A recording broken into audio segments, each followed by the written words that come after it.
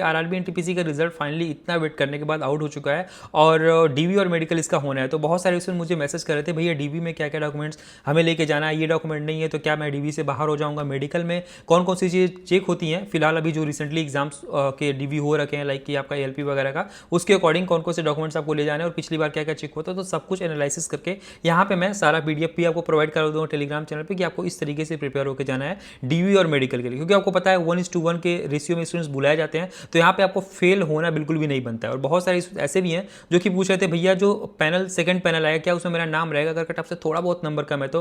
देखो रेलवे क्या करता है, सारा का सारा जितना पोस्ट है सबको फिल करता है। तो सबको फिल करने का मतलब क्या है, अगर डीवी और मेडिकल में कोई स्टूडेंट्स फेल होता है, ठीक है, उनका वो सेलेक्ट नहीं होता है फाइनली, तो उस पोस्ट को फिल करने के लिए सेकंड पैनल वो निकालता है, ठीक है। तो उसमें आपका नाम आ सकता है अगर आपका कट ऑफ वगैरह से थोड़े बहुत नंबर कम है तो, ठीक है। और साथ ही साथ अगर आपका डीवी और मेडिकल इसमें फेल होता है और आप मतलब जो जिस पोस्ट के लिए ये डीवी और मेडिकल हो रहा है स्टेशन मास्टर वगैरह के लिए अगर आप फेल करते हो, तो अगली जो पोस्ट है, अगली जो प्रेफरेंस है उसके लिए आपको बुलाया जाएगा अगर आप उस पोस्ट के मेडिकल और डीवी को पास करते हो, ठीक है। तो बिल्कुल सिंपल सी चीज़ें हैं, आपको दिमाग ज़्यादा नहीं लगाना है। अब यहाँ पे हम देख लेते हैं डीवी में कौन कौन से डॉक्यूमेंट आपको लेके जाने हैं और मेडिकल किस तरीके से कंडक्ट होता है, कौन कौन से टेस्ट होते हैं, ठीक है। तो देखो डीवी टोटली दो प्रकार का होता है, ठीक है। एक है इनिशियल डीवी जो कि अभी आपका हो रहा है, इसके बाद होगा आपका ज्वाइनिंग के टाइम पे एक डीवी। तो जो ज्वाइनिंग के टाइम पे आपका डीवी होता है वो थोड़ा सा कम्प्लेक्स होता है, उसमें बहुत से आपको डॉक्यूमेंट वगैरह बनवा के ले जाने होते हैं। और कौन कौन से डॉक्यूमेंट लाइक कि जैसे कि आपका चरित्र प्रमाण पत्र यानी कैरेक्टर सर्टिफिकेट वगैरह, और जो ग्रुप बी ऑफिसर्स होते हैं, गैजेट ऑफिसर होते हैं, उनसे साइन वगैरह कराना होता है। ये सब सारी चीज़ें आपको टाइम ऑफ ज्वाइनिंग के टाइम पे डॉक्यूमेंट्स वगैरह फिल करके करना होता है। लेकिन इनिशियल डीवी में सिर्फ आपको अपना जो डॉक्यूमेंट है उसको वहाँ पे देना होता है, ठीक है। तो प्रोसेस बिल्कुल सिंपल है। फर्स्ट डे आपका डीवी होता है और सेकंड डे या फिर थर्ड डे आपका मेडिकल हो जाता है, यानी टोटल 2 से 3 दिन का प्रोसेस होता है। मैक्सिमम चांस है कि पहले दिन आपका डीवी होगा और सेकंड डे आपका मेडिकल हो जाएगा। अगर second day by the way नहीं हो पाता है तो थर्ड डे आपका मेडिकल हो जाएगा, ठीक है, अगर नंबर ऑफ स्टूडेंट जो है वो ज़्यादा होते हैं। अब जो डॉक्यूमेंट वेरिफिकेशन है, इसमें कौन कौन से डॉक्यूमेंट आपको लेके जाने हैं, तो जितने भी आपके एडमिट कार्ड हैं, CBT 1 का होगा, CBT 2 का होगा, साथ ही साथ आपका जो CBAT का एडमिट कार्ड होगा उसको लेके आपको जाना है। अगर आपका पास तीनों अवेलेबल नहीं तो कोई एक लेके आप चले जाओ। और डेट ऑफ एग्जाम आपको याद रखना है क्योंकि वहाँ पे वो सारी चीज़ें पूछी जाती हैं, ठीक है। तो ये बहुत इंपॉर्टेंट है। दूसरा है 10th का रिजल्ट एंड सर्टिफिकेट। देखो जो पुराने वाले रिजल्ट्स आते थे ना 10th क्लास के, वो रिजल्ट और सर्टिफिकेट दोनों अलग होते थे, स्पेशली CBSE बोर्ड के, ठीक है। तो वो आपको अलग अलग लेके जाना है। लेकिन अगर आपका सर्टिफिकेट और रिजल्ट एक ही में है तो उससे कोई प्रॉब्लम नहीं है, वो आपका 10th का लेके जाना है। इसी तरीके से 12th वाला है सेम टू सेम। उसके बाद है ग्रेजुएशन का ऑल सेमेस्टर, जितने भी अगर आपके सेमेस्टर वाइज एग्जाम हुए होंगे तो सारे सेमेस्टर के आपके रिजल्ट लेके जाने हैं। और साथ ही साथ आपको अगर आपका ईयरली रिजल्ट आया होगा first year, second year, third year का, तो वो आपको लेके जाना है, ठीक है। उसके बाद ग्रेजुएशन की जो डिग्री होती है वो बहुत ज़्यादा इंपॉर्टेंट है, इसको लेके जाना है। अभी डीवी में टाइम है, डीवी और मेडिकल में, तो इसको आप निकलवा लो। 10 से 15 दिन में आपका जो कॉलेज है वो निकाल के देता है। मुझे भी 10 से 15 दिन में दे दिया था। 200 रुपये के आसपास लगते हैं, वो आपको यहाँ पे डिग्री दे देते हैं, ठीक है। तो जो भी डिग्री जो होती है वो आपका जो ग्रेजुएशन का रिजल्ट होता है उससे थोड़ा सा डिफरेंट होता है। तो डिग्री आपको लेके जाना ही जाना है। आधार कार्ड ओरिजिनल लेके जाना है, सिर्फ अपना लेके जाना है। बहुत सारे स्टूडेंट बोलते हैं भैया मम्मी पापा का, नहीं, आपको सिर्फ अपना ओरिजिनल आधार कार्ड लेके जाना होगा। और 6 फोटो कलर, जो पासपोर्ट साइज फोटो है वो कोई भी 6 कलर जो फोटो है उसको लेके जाना है। हालांकि 2 से ही काम चल जाता है, लेकिन 6 लेके जाओगे तो ज़्यादा बेटर रहेगा। और जितने भी आपके ये डॉक्यूमेंट्स देख रहे हो ना यहाँ से, एडमिट कार्ड को छोड़ के, ये जो आपका 10th का रिजल्ट है वहाँ से लेके आपका जो आधार कार्ड है, सबका 2-2 कॉपी लेके जाना है with self attested. Self attested का मतलब आपको फ्रंट साइड में साइन करके लेके जाना है अपना, विथ डेट, ठीक है। लेकिन यहाँ पे मैंने 3 इसलिए लिख रखा है कि सेफ साइड में एक एक्स्ट्रा लेके आपको जाना होता है। तो 2-2 फोटो कॉपी आपको लेके जाना ही जाना है, एक एक्स्ट्रा यानी कि 3 फोटो कॉपी आपको हर एक डॉक्यूमेंट की बनवा के लेके जानी है। ये मत सोचना है कि सिर्फ एक से काम चल जाएगा, आपको 2 लगता है, ठीक है। 2 फोटो कॉपी तो वो लोग रखते ही रखते हैं।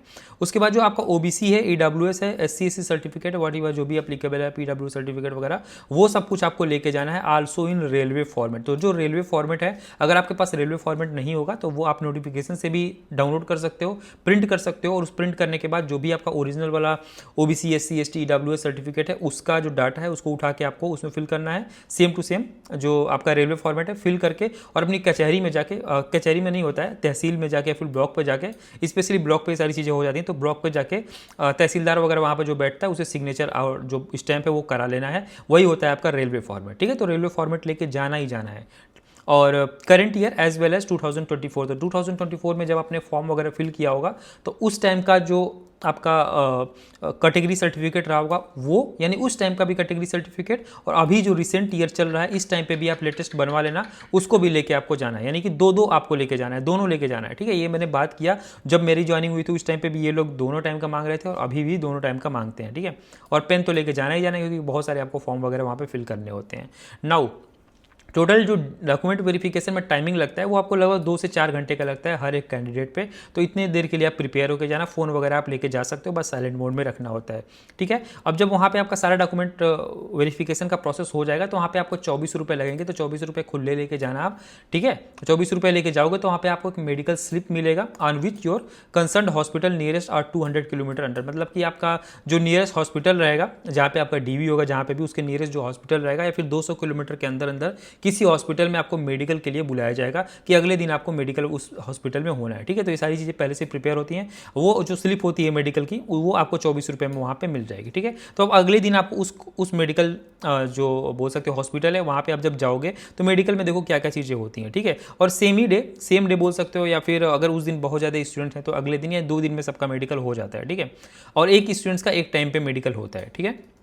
अब देखो मेडिकल टेस्ट बहुत इंपॉर्टेंट है, क्या क्या चीज़ें टेस्ट होती हैं। सबसे जो इंपॉर्टेंट है वो आपका आई टेस्ट, और शायद उस दिन आपको खाली पेट जाना होता है। तो आई टेस्ट आप गो विथ प्रिस्क्रिप्शन, मतलब कि कोई भी आपका नियरेस्ट अभी डॉक्टर हो तो वहाँ पे जाके अपनी आई टेस्ट करा लेना, अपना आँख का टेस्ट, अगर आँख में कोई गड़बड़ी है या नहीं। और प्रिस्क्रिप्शन यानी कि आपका आँख का पावर कितना है वो डिजिटली या फिर मैनुअली कैसे भी निकलवा के किसी भी डॉक्टर से वो लेके आपको जाना है। कोई ज़रूरी नहीं कि आप गवर्नमेंट हॉस्पिटल से जा रहे हो, किसी भी ऑप्टिशियन से जाके आप टेस्ट करा के ईजिली वो प्रिस्क्रिप्शन लेके चले जाना है। तो ये बहुत ज़्यादा इंपॉर्टेंट है। अगर आप प्रिस्क्रिप्शन लेके नहीं जाओगे तो वहाँ पे फिर जाके आपको वो चीज़ें करानी पड़ेंगी।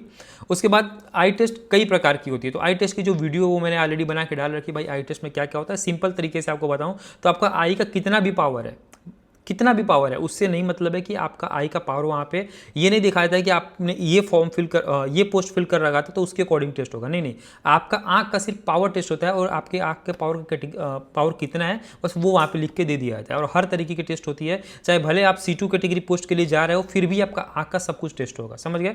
जैसे फॉगिंग टेस्ट, ये टेस्ट, उसे सब कुछ सारा का सारा टेस्ट होता है, ठीक है। वैसे भी स्टेशन मास्टर वगैरह के लिए तो काफ़ी अच्छा टेस्ट होता है। तो आई के लिए कलर ब्लाइंडनेस टेस्ट वगैरह 6 मीटर की डिस्टेंस पे बैठ के आपको सी पढ़ना होता है। ये सारी चीज़ें मैंने अपने वीडियो में बता रखा है कि आई टेस्ट कैसे होता है, वो लिंक मैं आपको कमेंट बॉक्स में ऑलरेडी दे रखा हूँ। तो वहाँ से क्लिक करके आप बहुत ही अच्छे से देख लेना कि आई टेस्ट किस तरीके से होता है। उतना बेहतरीन तरीके से आपको कोई नहीं बताएगा, ठीक है। तो आई टेस्ट आपको कुछ इस तरीके से करना है। ब्लड टेस्ट वगैरह जो आँख वगैरह थोड़ा धो के जाना, सो दैट आपका पावर जो है ना वो थोड़ा सा अच्छा आएगा। और थोड़ा आँखों के एक्सरसाइज वगैरह ऐसे करके जाओगे ना तो आँखें बिल्कुल रिफ्रेश रहती हैं, तो पावर बहुत सही बनता है वहाँ पे, समझ रहे हो आप। उसके बाद जो ब्लड टेस्ट है वो कहीं कहीं होता है, कहीं कहीं नहीं होता है। मेरे यहाँ पे नहीं हुआ, लेकिन मान सकते हो कि ब्लड टेस्ट बहुत ही रेयर होता है। Urine test compulsory urine test होता है। वेट जो टेस्ट है वो भी होता है, और वेट में अगर थोड़ा बहुत ऊपर नीचे 19-20 या फिर 18-20 का भी फर्क है तो उससे कोई ज़्यादा दिक्कत नहीं होता है। तो एक हो गया वेट टेस्ट। उसके बाद होता है आपका एक्सरे। एक्सरे आपका चेस्ट का होता है, चाहे लड़का हो या फिर लड़की हो, एक्सरे होता ही है। और ये सारे टेस्ट लड़कों लड़कियों दोनों का होता है। स्पाइनल कॉर्ड टेस्ट, इसके लिए कोई मतलब कि फिजिकली आपका मतलब किसी मशीन से टेस्ट नहीं होता है आपका स्पाइनल कॉर्ड टेस्ट वगैरह। ये आपको बस लाइक कि फिजिकली जो वहाँ पे कंपाउंडर या फिर डॉक्टर रहेगा वो आपको खड़ा करके देख लेगा कि आपका स्पाइनल में कोई प्रॉब्लम तो नहीं है, कभी सर्जरी वगैरह हुई थी नहीं हुई थी, ये सारी चीज़ें वो आपसे पूछ सकता है। वो बस ऐसे नॉर्मली चेक कर लेता है। उसके बाद आपका blood pressure test. Blood pressure तो आपको ऑब्वियसली ठीक रहना चाहिए, ये कम ज़्यादा नहीं रहना चाहिए, ये सही रहना चाहिए, ठीक है। उसके बाद हाइड्रोसील टेस्ट जो है वो मेन के लिए होता ही होता है, वुमेन के लिए तो ये नहीं होता है। हाइड्रोसील टेस्ट सारे एग्जाम्स के लिए होता है। अगर इसमें भी अगर आप 19-20 है और आप B2 पोस्ट के लिए हो तो फिर दिक्कत नहीं है, लेकिन ए कैटेगरी की पोस्ट के लिए, जिसका ए कैटेगरी का पोस्ट है उसमें हाइड्रोसील में कोई प्रॉब्लम आपको नहीं होना चाहिए। पाइल्स टेस्ट है वो सबका होता है, ठीक है। शायद लड़कियों का होता है नहीं होता मुझे नहीं पता, बट मेल का तो पाइल्स टेस्ट होता ही है और इसमें भी आपको पास करना ही चाहिए अगर आप B2 या फिर ए कैटेगरी से हो। सी कैटेगरी में हो तो थोड़ा बहुत काम चल जाता है, ठीक है। तो सी कैटेगरी और जो बी कैटेगरी है उसमें थोड़ा बहुत तो काम चल जाता है, 19-20 का फर्क हो सकता है। अगर मेडिकल में लाइक कि ब्लड प्रेशर में, हाइड्रोसील में, या फिर लाइक कि यूरिन टेस्ट, यूरिन में तो नहीं, मतलब आपका वेट टेस्ट वगैरह में थोड़ी बहुत प्रॉब्लम है, बाकी आई में तो कोई भी कंप्रोमाइज़ वो लोग नहीं करते हैं, ठीक है। तो ये सारा सीन है, लेकिन एक कैटेगरी की जितनी पोस्टें हैं उसमें आपका कोई भी कंप्रोमाइज़ नहीं होता है, चाहे आप ब्लड प्रेशर टेस्ट की बात करो या फिर एक्सरे की बात करो या फिर स्पाइनल कॉर्ड टेस्ट की बात करो। पाइल्स टेस्ट मैंने आपको बता दिया, इसमें ये आपका होता है। उसके बाद होता है शुगर टेस्ट, तो शुगर टेस्ट भी आपको पास करना चाहिए। तो ये सारे के सारे जो टेस्ट होते हैं वो एक ही दिन में हो जाते हैं और इसमें लगभग 4 से 6 घंटे के आसपास लगते हैं और मैक्सिमम चांसेस होता है कि आपको जो रेलवे का हॉस्पिटल है नियरेस्ट वही दिया जाए, ठीक है। तो ये सारे के सारे टेस्ट हैं। और बहुत सारे इसमें बोल रहे थे कि अगर भैया मैं मेडिकल में हाइड्रोसील की प्रॉब्लम है थोड़ा बहुत, तो देखो मैंने आपको बताया अगर आपका B2 C2 कैटेगरी है तो थोड़ा बहुत हाइड्रोसील है, 19-20 का फर्क है तो चल जाता है, लेकिन अगर आपकी एक कैटेगरी है तो उसमें थोड़ा सा चांसेस कम रहता है, ठीक है। बहुत सारे ऐसे भी स्टूडेंट्स हैं जो बोल रहे थे कि भैया मेरा जो डॉक्यूमेंट है ना उसमें थोड़ा बहुत इरर है, जैसे नाम में थोड़ा मिस्टेक है, 12th के रिजल्ट में थोड़ा अलग है, आधार कार्ड में अलग है, तो आपको एफिडेविट बनवा लेना है। 50 से 100 रुपये में आपका एफिडेविट बन जाता है इजीली, ठीक है। तो आपकी जो कचहरी है पहले से ही आप वहाँ पे एफिडेविट बनवा के रखो कि मेरा जो नाम है ग्रेजुएशन की जो डिग्री है उसमें और जो आधार कार्ड है वो बिल्कुल सेम है और दोनों एक ही पर्सन है, ऐसा करके आप एफिडेविट 50 से 100 रुपये में ऑलरेडी बनवा के रखना, ठीक है। हालांकि मैं हमेशा जब से वीडियो बना रहा हूँ तब से बोलता आया हूँ कि जो डॉक्यूमेंट वेरिफिकेशन है उसके लिए हमेशा से तैयार रहना चाहिए, क्योंकि इंडिया में आपको पता है कि बहुत ज़्यादा टाइम लगता है डॉक्यूमेंट में कोई भी करेक्शन करवाने में, तो पहले से ही प्रिपेयर रहो। और देखो ये तो अभी इनिशियल डीवी है तो इसमें ज़्यादा प्रॉब्लम आपको नहीं आएगी, आपको इसमें फेल नहीं करेंगे, लेकिन जब आपके ज्वाइनिंग के टाइम पे आपकी जो ज्वाइनिंग के टाइम पे जो आपका डीवी होता है उस टाइम पे थोड़ी सी चीज़ें स्ट्रिक्ट होती है। तो ऐसा भी नहीं कि उस टाइम फेल करते हैं, बट उस टाइम पे चीज़ों को आपको दोबारा लौटा देते हैं कि जाओ भाई बनवा के लेके आओ, ठीक है, आप सही करवा के लेके आओ। तो इसलिए अभी से आप सारी चीज़ जो डॉक्यूमेंट है इसमें प्रॉब्लम्स है जिसमें वो है उसके लिए एफिडेविट का वेट मत करना, सब कुछ अभी से सही करवा के रखना, ठीक है, at the time of joining के लिए। और ज्वाइनिंग के टाइम पे जो डीवी होती है उसके लिए अभी अपना दिमाग मत दौड़ाओ, जो चीज़ें होंगी वो मैं आपको बता दूंगा। हालांकि मैंने ऑलरेडी बता भी रखा है कि ज्वाइनिंग के टाइम पे कौन कौन सी चीज़ें बनवानी होती है, लेकिन फिर से जो रिवाइज कुछ नया डाटा अपलोड हुआ, नया डाटा अपडेट किया होगा जोन्स ने, तो वो चीज़ मैं आपको बता दूंगा, ठीक है। तो बाकी यार बेस्ट ऑफ लक जिनका भी सिलेक्शन हो गया और डीवी में कोई भी प्रॉब्लम हो, कोई भी डॉक्यूमेंट में इशू है फिर मेडिकल में, तो आप मुझे कमेंट सेक्शन में बोल सकते हो। बाकी इंस्टाग्राम का लिंक मैंने दे दिया है, क्योंकि बहुत सारे स्टूडेंट बोल रहे थे कि भैया अपना जो पर्सनल है कुछ अकाउंट है वहाँ का दो कि मैं जहाँ से आपसे डायरेक्टली कुछ पर्सनल बातें पूछ पाऊँ ज्वाइनिंग से रिलेटेड या फिर डीवी से रिलेटेड, एग्जाम से रिलेटेड। तो वो इंस्टाग्राम पे आप मुझे मैसेज कर सकते हो, मैं थोड़ा टाइम बाद 1 से 2 दिन में रिप्लाई कर देता हूँ, ठीक है। और चलो कोई कन्फ्यूजन या फिर डाउट हो तो आप कमेंट बॉक्स में ड्रॉप करो। मिलते हैं नेक्स्ट वीडियो में। जय हिंद, टेक केयर।